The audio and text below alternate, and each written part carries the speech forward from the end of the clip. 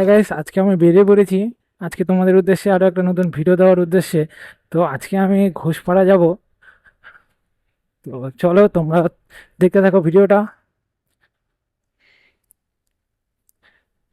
আর এর আগে যে সমস্ত মোটর ভ্লগ ভিডিওগুলো দেখেছো, ওগুলোতে আমি পরে ভয়েসগুলো দিয়েছিলাম। তো এটা আমি ডাইরেক্ট হেডফোনের মাধ্যমে তোমরা শুনতে পাবে আওয়াজটা। তো এটা জাস্ট আমার ফার্স্ট ট্রাই ছিল। তো আমরা এখন আদিবাসী পাড়া হয়ে এখন সামনের দিকে এগিয়ে যাব।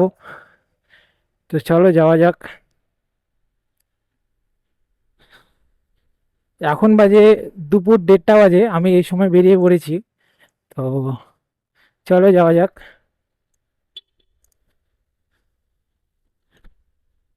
আর আজকে এখন রাস্তা পুরো ফাঁকাই রয়েছে, তেমন ভিড়ভাট্টা নেই।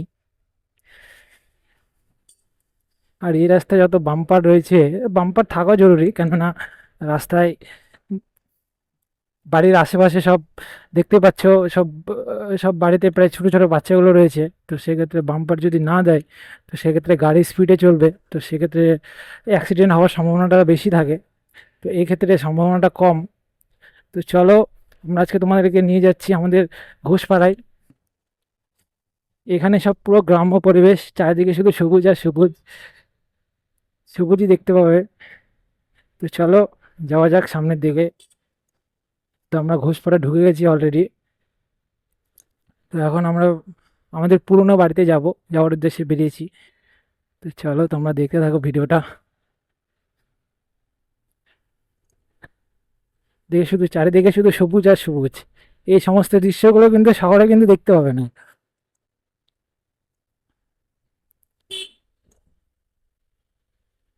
দেখছো রাস্তায় জল হয়েছে, এখনো জল শুকায়নি, রয়ে গেছে। এখানে একটু খারাপ রয়েছে রাস্তায়, অসুবিধা নেই, আমরা মানিয়ে নেব।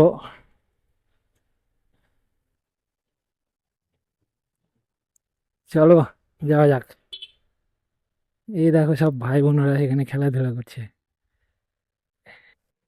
গাইস, আমি এখানে বাইকটা স্ট্যান্ড করে তারপর এই ভাইদেরকে বলি খেলা নিবে কিনা। তো ওরা মানা করে দেয় আমাকে খেলা নিতে। তো দেখছো, ভাই দান চালিয়েছে, এক ভাই বলছে একে মারার কথা। আর গুলির ক্ষেত্রে যেটাকে বলে, তার অন্যটাকে মারতে হবে, ওটাকে মারলে ডন হয়ে যায়। সেক্ষেত্রে আবার ডন দিয়ে আবার পাশের জন চালাবে। তো দেখতে পাচ্ছ আমাদের গ্রাম্য পরিবেশ শুধু সবুজে সবুজ ঘেরা। তো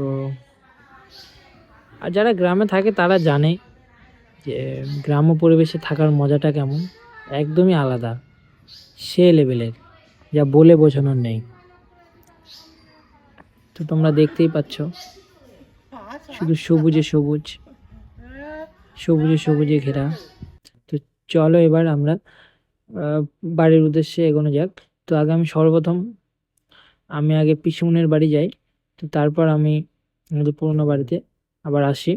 তো চলো যাওয়া যাক।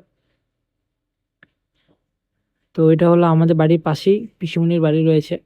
তো আগে পিসুমনির বাড়িতেই যাই। তো চলো যাওয়া যাক। তো চলো যাওয়া যাক। এটা হলো আমার পিসুমনি, আর এটা হলো আমার পিসামশাই খেতে বসেছে।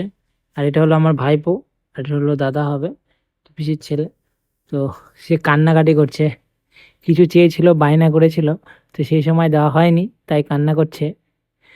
তো আবার কিছু সময় পর আবার কান্না থেমেও যায়। তো কিছু সময় পর দেখো একটা কিছু বলে। তো তোমরা শোনো কি বলে। আমাকে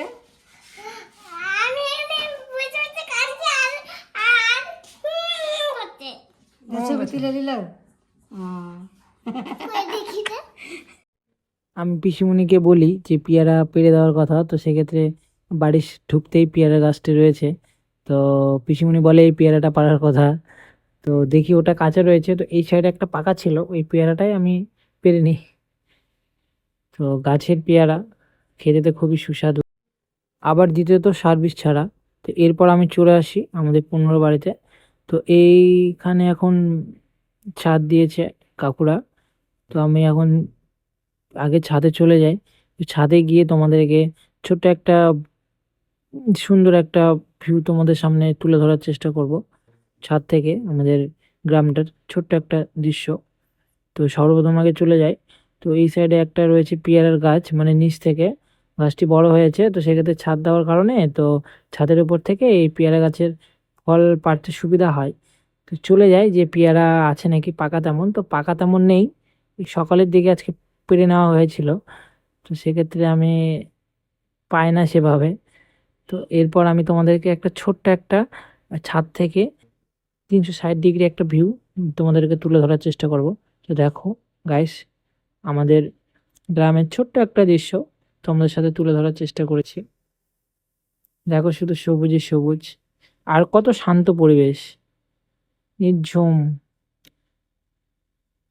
কোনো ধরনের সেভাবে কোনো আওয়াজ নেই, শান্ত পরিবেশ। তো এরপর আমি পুনরায় আবার নেমে যাই সিঁড়ি বেয়ে নিচের দিকে।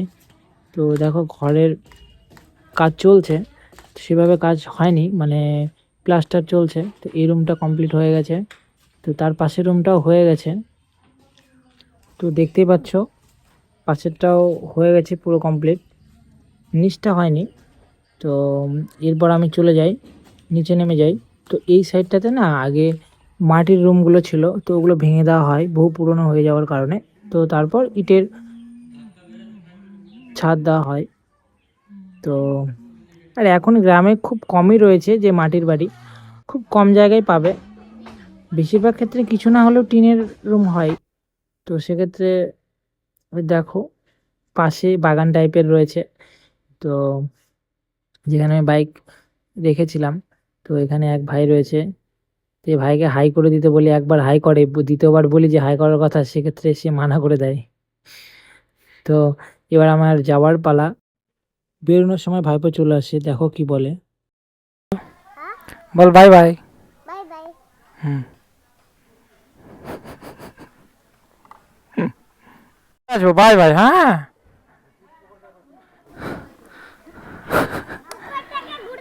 হ্যাঁ হ্যাঁ ঠিক।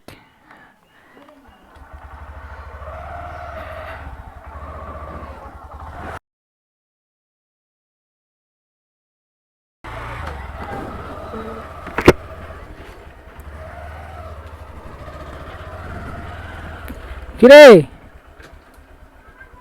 কিরে গাইস, এবার আমরা বেরিয়ে যাব, ভাইপো চলে এসেছিল পিছনে পিছনে। তো চলো গাইস, এখন বাড়ির উদ্দেশ্যে বেরিয়ে পড়েছি, এখন আমরা আবার পাঠাটি যাব। এই গাড়ি বন্ধ হয়ে গেছে, এ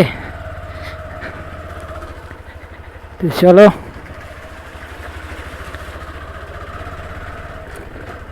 গরমের কারণে বাইরে বসে শুয়ে আছে। গ্রাম্য পরিবেশ সব থেকে ভালো একটা জিনিস একটাই, সেটা হলো এখানে সবসময় শান্ত পরিবেশ থাকে, অশান্ত খুব কম সময় হয়। চলো তোমাদেরকে বলরাম মন্দির হয়ে তোমাদেরকে নিয়ে যাব, চলো।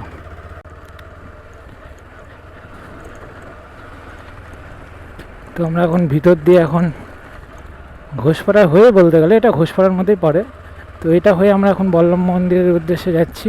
তো মন্দিরটা হয়ে আমরা লাইব্রেরি হয়ে বাড়ির উদ্দেশ্যে এগিয়ে যাব সামনের দিকে।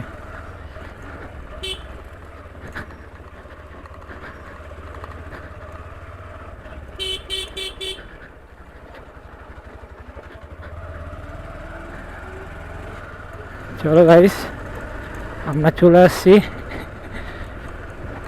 তোমাদের বলরাম মন্দিরের খুব কাছাকাছি। এই হলো মন্দির, মন্দিরের কাজ চলছে, এখনো ক্লিয়ার হয়নি ফুলফিলভাবে, রং করা বাকি আছে, পিছনে অনেক কাজ বাকি আছে। তো আমরা এখন লাইব্রেরি হয়ে বাড়ির উদ্দেশ্যে সামনের দিকে এগিয়ে যাব।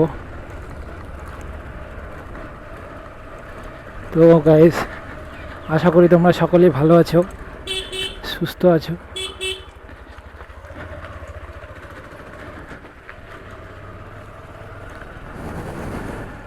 আজকে রোদ এমন নেই, কিন্তু উষ্ণতা কিন্তু অনেকটা বেশি রোদের তুলনায়। তো আমরা এখন বাড়ির উদ্দেশ্যে আর কিছুটা, ওই তোমার লাইব্রেরি ক্রস করলাম, এবার বাড়ি আমরা চলে আসবো, কিছুক্ষণের মধ্যে পৌঁছে যাব। চলো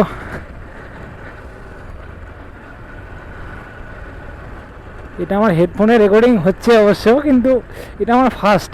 এর আগে যে সমস্তগুলো ভিডিওগুলো দেখেছিল সবগুলোর মধ্যে আমার পরে আমি ভয়েসগুলো দিয়েছিলাম, তো এটা একদম ডাইরেক্ট রেকর্ড হচ্ছে। জানি না কেমন হচ্ছে, চেষ্টা করব বেটার করার, আর ধীরে ধীরে তোমাদের বেটার হয়েও যাবে অবশ্য। আর এটাই বলবো, এতটুকু ভিডিওটা ছিল। ভিডিওটা যদি ভালো লেগে থাকে তাহলে অবশ্যই লাইক, কমেন্ট, শেয়ার, সাবস্ক্রাইব করে দিও। দেখা হবে নেক্সট ভিডিওতে। বাই সকলকে, গুড বাই, ভালো থেকো।